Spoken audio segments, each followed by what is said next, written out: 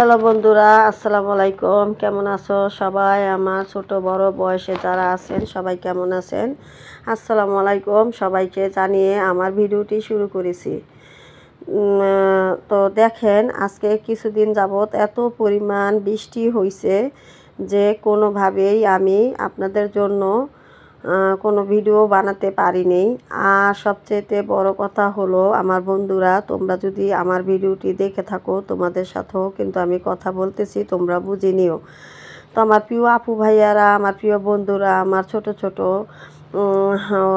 আপু ভাইয়ারা সবাই আমার কথাগুলো একটু মনোযোগ দিয়ে শুনবে, তাহলে বুঝতে পারবে যে আপু কেন এই কিছুদিন ধরে কোনোভাবেই তোমাদের সাথে ভিডিও কেন শেয়ার করতে পারিনি। একদিকে তো বৃষ্টি ছিল আর অন্যদিকে আমি অসুস্থ ছিলাম। এত পরিমাণ আমার ঠান্ডা লেগেছিল যে আমি যে তোমাদের সাথে ভয়েসটা দিব সেরকম কণ্ঠ আমার ছিল না, একদমই আমার গলাটা ভাঙা ছিল।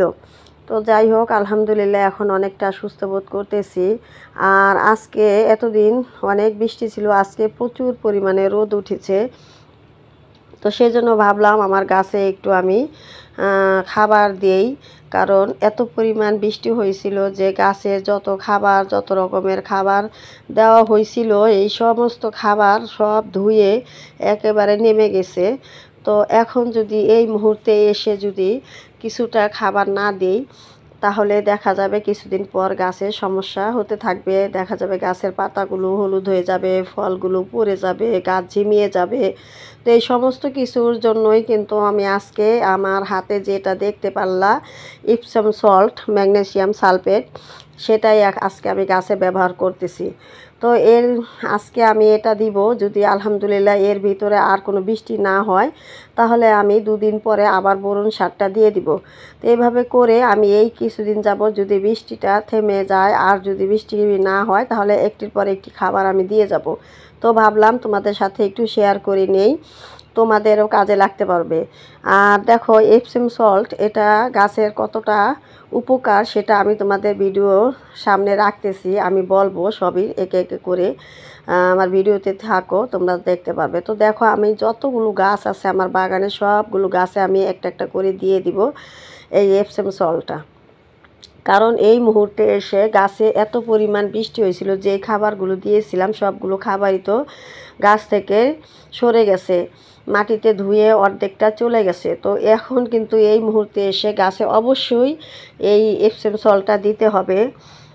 অনেকগুলো খাবারই দিতে হবে, তবে একসাথে তো আর সবগুলো দেওয়া যায় না, একটু গাছকেও একটু জিরিয়ে জিরিয়ে দিতে হয় এই আর কি। তো যাই হোক, একটু রেস্ট নিয়েই দিতে হয়, কারণ সব খাবার তো একসাথে গাছ নিতে পারে না। তো সেই জন্য একদিন পর পর বা 3 দিন 4 দিন পর পর গড়িয়ে ফিরিয়ে এইভাবে করে সবগুলো খাবার, যদি বৃষ্টি না হয়, এরকম যদি রোদ থাকে, তো আস্তে আস্তে বিকেলবেলা এই স্প্রেগুলো করে নেওয়া যাবে। তো আমি আজকে এপসম সল্টটা দিব, সেই কারণে তোমাদের সাথে এই ভিডিওটা শেয়ার করে নিলাম।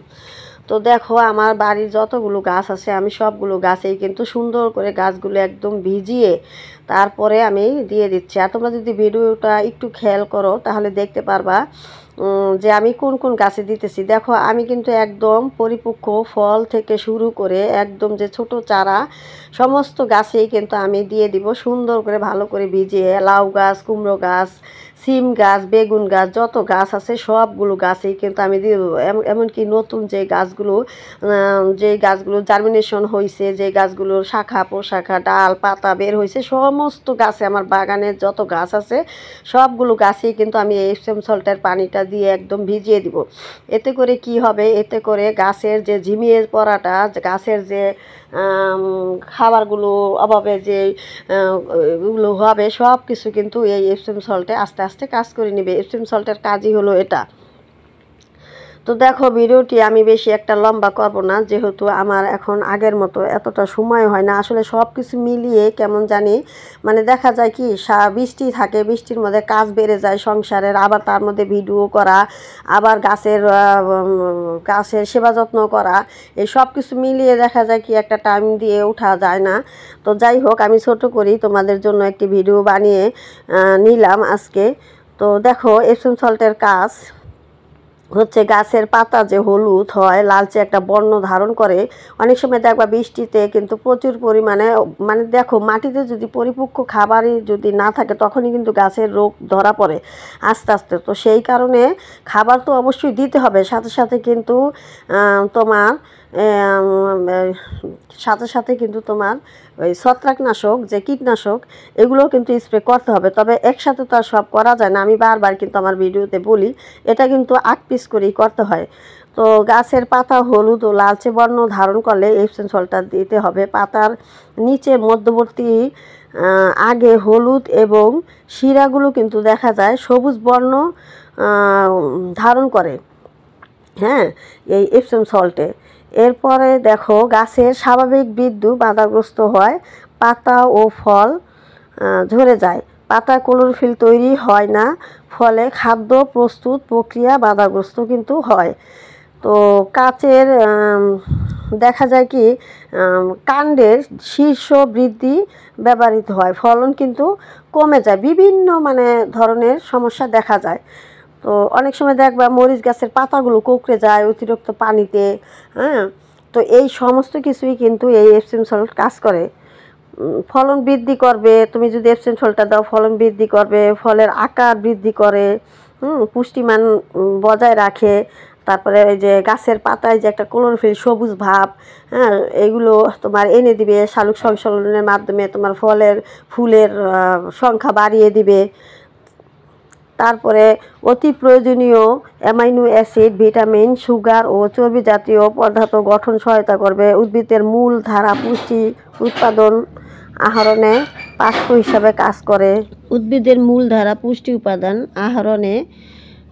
আহরণ হিসাবেও কিন্তু কাজ করে। উদ্ভিদের ডাল, মূলের অগ্রভাগ, শস্য দানা, ফল সহ বিভিন্ন অংশে নিবিড় জৈব ক্রিয়া সম্পাদনে। তো দেখো এরকম বিভিন্ন তোমার ফসলকে বিভিন্নভাবে উপকার করে এই এপসম সল্ট, বিভিন্ন রকমের ক্ষতিকারক থেকে তোমাকে বাঁচিয়ে তোলে এই এপসম সল্ট। তো দেখো আমার ভিডিওটি তোমাদের কেমন লেগেছে, যদি ভালো লাগে তাহলে আপুকে ভালোবেসে কিন্তু একটি লাইক সাবস্ক্রাইব করে দিয়ে যেও, আর আপুর সাথে থাকবা সবসময়। দেখো আপু যা করি তা আমার বাগান সম্পর্কে আমি যতটুকু করি, যতটুকু জানি ততটুকুই কিন্তু তোমাদের মাঝে আমি শেয়ার করার চেষ্টা করি। এতে করে কি হবে, এতে করে আমার নতুন বাগানি ভাই বোন যারা আছো তোমাদের কিন্তু বহু কাজে লাগবে। দেখো একদিনে তো সব কিছু শেখা যায় না, অল্প অল্প করি এরকম করেই কিন্তু শিখে নিতে হয় বাগান করতে গেলে। তো আমরা কিন্তু এভাবে করেই শিখে নিয়েছিলাম। তো আমার যারা বড় ইউটিউবার ভাই বোনেরা যারা আছে তাদের কাছ থেকে কিন্তু এইভাবে করে আমরা অল্প অল্প করেই শিখে নিয়ে আজকে এত বড় বাগান করে নিতে পারতেছি।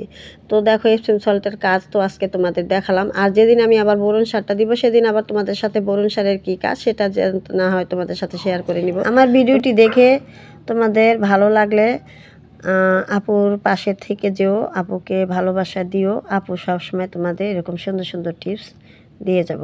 আসসালামু আলাইকুম, ভালো থাকো সবাই, ধন্যবাদ সবাইকে।